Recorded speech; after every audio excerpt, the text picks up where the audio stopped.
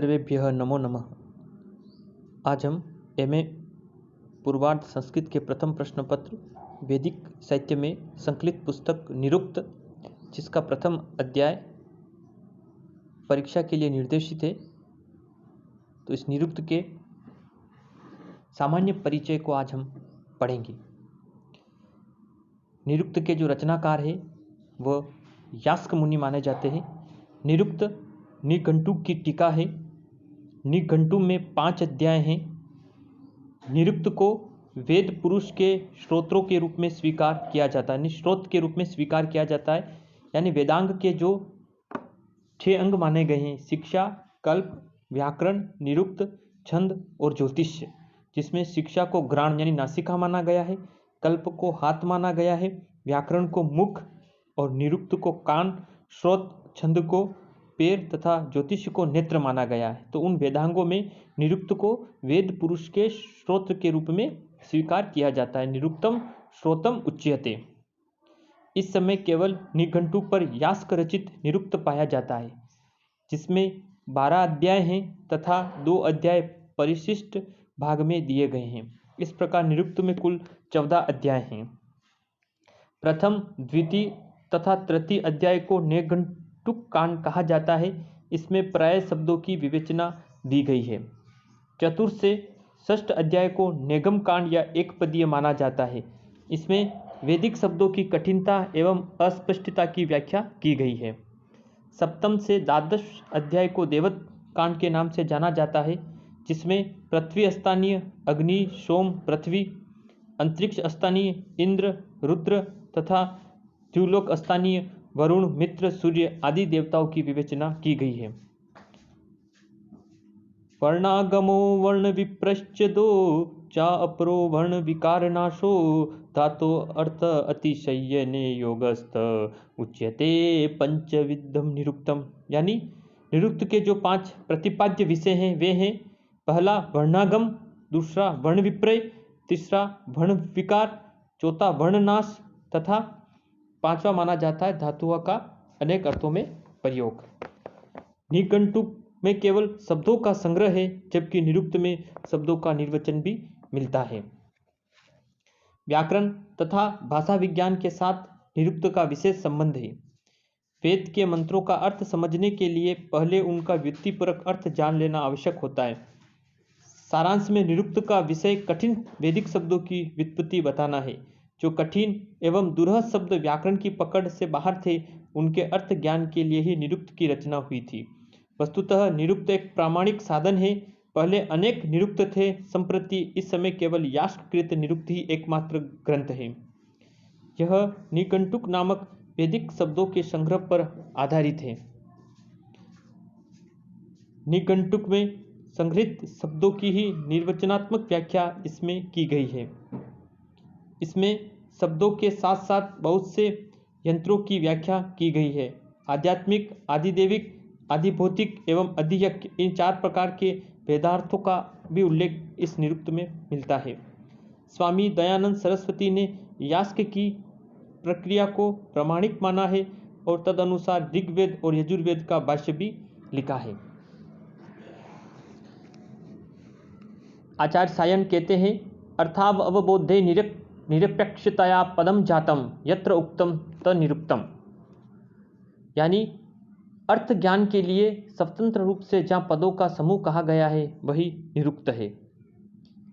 निरुक्त निघंटुक का भाष्य है। इसके अंतर्गत निघंटुक में गिनाए गए वैदिक शब्दों की व्याख्या हमें मिलती है। निघंटुक में केवल शब्द गिना दिए गए हैं, जो प्रायः अमरकोश की शैली में है। महाभारत के शांति पर्व के अनुसार निघंटुक के प्रणेता प्रजापति कश्यप हैं, किंतु कुछ लोग निरुक्तकार यास्क को ही निघंटुक का कर्ता मानते हैं। निघंट की एक व्याख्या उपलब्ध होती है, उसके कर्ता का नाम आचार्य बलदेव उपाध्याय ने देवराज यज्वा को स्वीकार किया है। निघंटुक में कुल 5 अध्याय हैं और इन अध्यायों का विभाजन ही उस निरुक्त के अनुसार ही, इन 5 अध्यायों को लेकर ही निरुक्त के अध्याय को कुल 14 अध्यायों में यास्क के द्वारा विभाजित किया गया। निघंटुक में जो 5 अध्याय हैं, जिसमें प्रारंभिक 3 अध्यायों को हमने देखा निघंटु कांड कहा जाता है, चौथे को निगम तथा 5वें को देवत कांड के नाम से जाना जाता है। निघंटुक काल के अनंतर निरुक्तों का समय प्रारंभ होता है। दुर्गाचार्य ने अपनी टीका दुर्गवर्ती में 14 निरुक्तकारों का उल्लेख किया है। निरुक्तम चतुर्दश प्रभेदम। महर्षि यास्क ने 12 निरुक्तकारों के नाम तथा मत निर्दिष्ट किए हैं, जो अक्षर कर्म से इस प्रकार बताए हैं। जो 12 जो निरुक्तकार हैं उनमें उन्होंने बताया है अग्रायण, ओस्मन्नव्य, ओदुब्रायण, ओर्णवाप, काथमय्य, क्रोष्टिकी, गार्ग्य, गालव, तेटिकी, पार्श्वयाणी, शाकपुणी, अस्तोलाष्टवी। 13वें निरुक्तकार स्वयं यास्क हैं। इस समय यास्क रचित निरुक्त ही वेदांग का प्रतिनिधि ग्रंथ माना जाता है। संपूर्ण ग्रंथ 14 अध्यायों में विभक्त हैं, जिसमें अंतिम 2 अध्याय इसमें परिशिष्ट रूप में दिए गए हैं। प्रस्तुत निरुक्त में नाम, आख्यात, उपसर्ग, निपात, इन रूप चतुर्पदों का लक्षण, भाव विकार लक्षण, पद विभाग परिज्ञान, देवता परिज्ञान, अर्थ प्रशंसा, वर्णलोप, वर्ण विप्रय विवेचन, संप्राश्य व असंप्राह्य, धातु, अभिशाप, अभिज्ञा, परिवेदना, निंदा, प्रशंसा, मंत्र अभिव्यक्ति, उपदेश व देवताओं का वर्गीकरण किया गया है। इसमें वैदिक शब्द निर्वचन के अतिरिक्त भाषा विज्ञान, समाजशास्त्र, साहित्य, ऐतिहासिक विषयों का भी प्रसंग अनुकूल विवेचन मिलता है।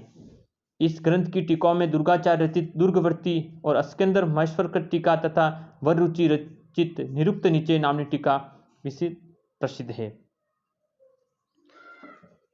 निरुक्त के अध्यायों में जो प्रथम अध्याय एमए पूर्वार्ध में जो विश्वविद्यालय के द्वारा निर्देशित है, इस प्रथम अध्याय के सारांश को अगर हम देखें तो इस निरुक्त के अंतर्भाग का अर्थात उनकी विषय वस्तु का आलोचनात्मक अध्ययन अगर हम करते हैं तो इसके अंतर्गत हम देखते हैं कि निरुक्त के द्वितीय पाद के द्वितीय अध्याय के द्वितीय पाद से निघंटुक के शब्दों का व्याख्यान आरंभ हुआ है। अतः तब तक निरुक्त की भूमिका ही वर्णित है। निरुक्त के लिए आवश्यक वस्तुओं का संकलन करके यास्क ने अपनी भूमिका खंड में पर्याप्त प्रकाश डाला है और वे इस प्रकार कुछ और जानने को नहीं बचता है, क्योंकि उन्हें सामान्य जानकारी निरुक्त के भूमिका में ही दे दी है। निरुक्त का सारांश, शैली, उसका आधार आदि इसी भूमिका में वर्णित है। निरुक्त के प्रथम अध्याय की तुलना संस्कृत साहित्य के उच्च कोटि के भाष्यों की भूमिका से की जा सकती है और हमारे लिए ये प्रथम अध्याय ही एमए पूर्वार्ध के लिए परीक्षा के लिए निर्देशित है। ये भूमिकाएं हैं महाभाष्य की पृष्ठसाहिनी की भूमिका, पृष्ठवाहिनिक भूमिका, शंकराचार्य की शारीरिक मीमांसा भाष्य भूमिका, रामानुज की ब्रह्मसूत्र भाष्य भूमिका और सायन की वेद्य भाष्य भूमिका। जिस प्रकार इन सब में अपने ग्रंथों का महत्व है, विरोधियों का खंडन, सारभूत सिद्धांत आदि का प्रतिपादन है, उसी प्रकार निरुक्त का प्रथम अध्याय भी इन सब बातों पर विचार करता है। यही नहीं, लिरिकल बैलेंस की भूमिका की तरह यह अपने युग की निरुक्त विषयक मान्यताओं पर भी पर्याप्त प्रकाश डालता है। प्रथम अध्याय में जिन बातों का विशेष वर्णन है वे है निघंटु का लक्षण, पदों के भेद, भाव के विकार, शब्दों का धातु सिद्धांत और निरुक्त की उपयोगिता। निरुक्त का आरंभ यास्क ने समामनाय समानाप्त से किया है। समामनाय का साधारण अर्थ है संग्रह। पतंजलि ने अपने अ, इ, उ, अण आदि 14 माहेश्वर सूत्रों को अक्षर समामनाय कहते हैं। वैदिक संहिताओं को आमनाय कहते हैं। इस प्रकार सम उपसर्ग के प्रयोग से अर्थ होगा वैदिक संहिताओं से लेकर किया गया संग्रह, चाहे वह अक्षरों का हो या शब्दों का हो। यही काव्य निघंटु और निरुक्त की अविच्छिन्नता का द्योतक है। किंतु इससे हम यह निष्कर्ष नहीं निकाल सकते हैं कि दोनों यास्क के ही बनाए हैं, क्योंकि आगे यास्क कहते हैं इमं समामनायम निघंट्वम आचक्षते, अर्थात इस समामनाय को लोग निघंटुक कहकर पुकारते। इससे पता लगता है कि निघंटुक उस समय प्रचलित शब्द था। निघंटुक का व्युत्पत्तिजनक अर्थ है अर्थ का द्योतक, वेदों से चुनकर जमा किया गया या एक साथ कहा गया। निघंटुक का आंतरिक रूपरेखा बतलाकर यास्क इसकी बाह्य रूपरेखा अध्याय के अंत में देते हैं। यह लक्षण तर्कशास्त्र की कसौटी पर कसा जाने लायक नहीं है, किंतु निघंटुक के विभागों का वर्णन इसमें अत्यंत स्पष्टता से किया गया है। निघंटुक में 5 विभाग होने चाहिए। पहला, समानार्थक धातुओं का संग्रह। दूसरा, एक ही अर्थ वाले भिन्न भिन्न शब्दों का संग्रह। तीसरा, कई अर्थों वाले शब्दों का संग्रह। चौथा, देवताओं के मुख्य नामों का संग्रह तथा 5वां, देवताओं के गौण नामों का संग्रह। जिसमें केवल देवताओं के मुख्य नामों का संग्रह हो उसे देवत कहते हैं। इसके बाद पद भेदों का वर्णन होता है। पद 4 प्रकार के हैं, नाम, आख्यात, उपसर्ग और निपात। नाम की परिभाषा देते हुए निरुक्त कहते हैं सत्व प्रधानी नामानी, यानी जिसमें सत्व की प्रधानता हो वह नाम है। विद्वानों ने लिंग तथा संख्या से युक्त होने को ही सत्व कहा है, अर्थात सत्व का तात्पर्य उस द्रव्य से है जो गुणों का आश्रय है। फिर आख्यात का लक्षण देते हुए यास्क बताते हैं भाव प्रधानम आख्यातम, यानी जिन पदों में क्रिया या भाव की प्रधानता हो उसे आख्यात कहते हैं। फिर उपसर्गों का अर्थ बताया है, न निर्बद्धा उपसर्गा अर्थात निर्याहु नाम आख्याता तु कर्म उपसंयोग ज्योति का भवंती, अर्थात उपसर्ग स्वतंत्र रूप से अर्थों को नहीं कहते अपितु नाम और आख्यात से मिले हुए यह सार्थक माने गए, अन्यथा निरर्थक। और अंत में निपात उच्चावचेषु अर्थेषु निपतंती, अर्थात निपात विविध अर्थों के वाचक होते हैं। फिर निपातों के भी भेद बताए हैं। 3 प्रकार के निपात है, उपमार्थक निपात जिसमें इव न चित और नु आते हैं, कर्म उपसर्ग निपात जिसमें च वा अह ह उ किल मा खलु आदि आते हैं, और पद पूर्णात्मक निपात में नूनम सिम और सीमंत आते हैं।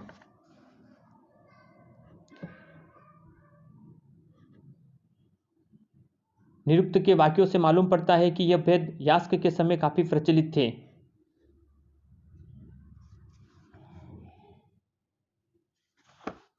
तत्पश्चात यास्क के अनुसार उपसर्गों के वाचकता के पक्षधर है, यानी यास्क के अनुसार जो गार्ग्य मुनि थे वो उपसर्गों के वाचकता के पक्षधर है। यद्यपि वैयाकरण इनके मत को नहीं मानते, उनका पक्ष भी सवया युक्तिहीन नहीं था।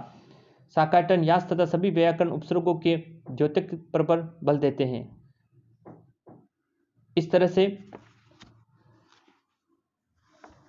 यास्क के इस प्रथम अध्याय में नाम का विचार किया जाता है, फिर उपसर्गों के अर्थों को बताया, निपातों की कोटियां बताई गई, फिर क्रिया के जो 6 रूप हैं, जायति, अस्ति, विपणमते, वृद्धिते और अपिक्षते, इन 6 क्रिया रूपों का भी उल्लेख हमें यास्क के द्वारा रचित इस निरुक्त में प्राप्त होता है। निरुक्त की जो उपयोगिता है उसके संदर्भ में बताते हैं कि वैदिक संहिता पाठ का पद पाठ में परिवर्तन निरुक्त पर ही निर्भर करता है। निरुक्त शास्त्र के बिना लोक में और वेद में मंत्रों का विभाग होने पर भी मंत्रों के विशेष अर्थ का ज्ञान नहीं हो पाता है, और पद के अर्थ का ज्ञान निरुक्त शास्त्र के बिना नहीं हो सकता, तो निरुक्त का अध्ययन करना चाहिए। निरुक्त के अध्ययन का मुख्य उद्देश्य मंत्रों के अथवा मंत्रगत पदों के अर्थों का ज्ञान प्राप्त करना है।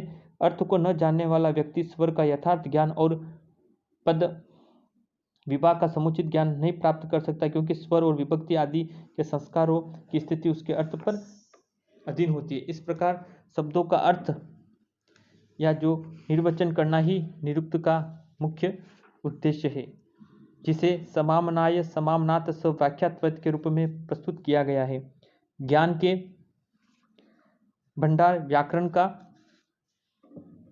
पूरक पदों के यथार्थ ज्ञान का बोधन निरुक्त शास्त्र का अध्ययन आवश्यक है। यास्क के अनुसार निरुक्त कई विषयों के लिए उपयोगी है। उसके अध्ययन के उद्देश्य को निम्नलिखित बिंदुओं में भी हम देख सकते हैं। पहला, शब्दों का अर्थबोध कराना। निरुक्त में निघंटु में गिनाए गए वैदिक शब्दों की व्याख्या की गई है, अर्थात निरुक्त भाष्य है। दुर्गाचार्य निरुक्त को भाष्य कहते हैं।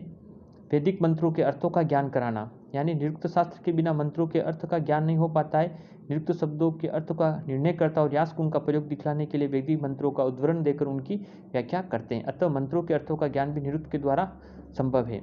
व्याकरण का ज्ञान कराना, निरुक्त के द्वारा मंत्रों का अर्थ ज्ञान होता है। अर्थ ज्ञान के द्वारा ही ठीक ठीक स्तर तथा संस्कार व्याकरण प्रक्रिया का निश्चित ज्ञान होता है। अतः निरुक्त के द्वारा व्याकरण का ज्ञान कर सकते हैं। यह एक विद्यास्थान है और व्याकरण का पूरक है, क्योंकि व्याकरण शब्दों की रचना बहिरंग की व्याख्या करता है तो निरुक्त उनके अर्थ की अंतरंग की खोज करता है।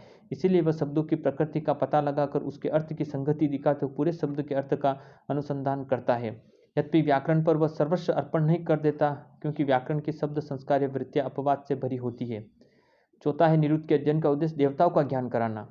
निरुक्त अध्ययन का एक प्रयोजन यह है कि यज्ञ कर्म में देवता के नाम से किए गए बहुत से विविध निर्देश निरुक्त के द्वारा जाने जा सकते हैं, क्योंकि निरुक्त के द्वारा किस मंत्र में कौन प्रधान देवता है इसका निर्णय किया जा सकता है, और तभी किसी देवता को भविष्य देने के लिए किसी विशेष मंत्र का उच्चारण सभी संभव है। कभी कभी किसी मंत्र में कई देवता रहते हैं जिसका ज्ञान निरुक्त के द्वारा होता है कि किसे प्रधानता दी गई है। इस प्रकार देव ज्ञान के लिए भी निरुक्त के अध्ययन होना आवश्यक है। पद विभाग करना, मंत्रों में पदों का विभाग करने के लिए भी निरुक्त ज्ञान आवश्यक है। बिना निरुक्त के पद विभाग संभव नहीं है और बिना पद विभाग के मंत्रार्थ परिज्ञान नहीं हो पाता। निरुक्त के द्वारा ही किसी पद को उसके विभिन्न खंडों में बांट सकते हैं, क्योंकि अर्थ न जानने वाला यह नहीं समझ सकता है कि किसी पद में एक ही शब्द है या दो पद है। और अंत में है प्रशंसा प्राप्त करना। निरुक्त के द्वारा वेद मंत्रों का अर्थ ज्ञान होता है, अतः ज्ञान की प्रशंसा व अज्ञान की निंदा होती है। वेदों का अर्थ बिना जाने हुए केवल रट जाना निष्फल होता है, अतः निरुक्त का अध्ययन करना आवश्यक है। इस तरह से हमने आज की इस क्लास में हमने देखा कि यास्क के द्वारा निरुक्त जो रचित जो ग्रंथ है और निघंटु पर लिखी हुई एक टीका है, और किस तरह से निरुक्त का अध्ययन हमारे लिए आवश्यक हो और किस तरह से निरुक्त का अध्ययन हमें किस तरह से शब्दों का अर्थबोध कराता है, वैदिक मंत्रों के अर्थों का ज्ञान कराता है, व्याकरण का ज्ञान कराता है, देवताओं का ज्ञान कराता है और वह पद विभाग तथा प्रशंसा प्राप्त कराने में भी उपयोगी है। इस तरह से हमने निरुक्त के प्रथम अध्याय के ये सामान्य बिंदुओं पर हमने चर्चा की और निरुक्त के सामान्य उसका परिचय को हमने देखा। आगे वाली क्लासों में अब हम इसके यास्क के द्वारा रचित जो निरुक्त है इसके बताई गई कारिकाओं का हम आगे वाली क्लास में अध्ययन करेंगे।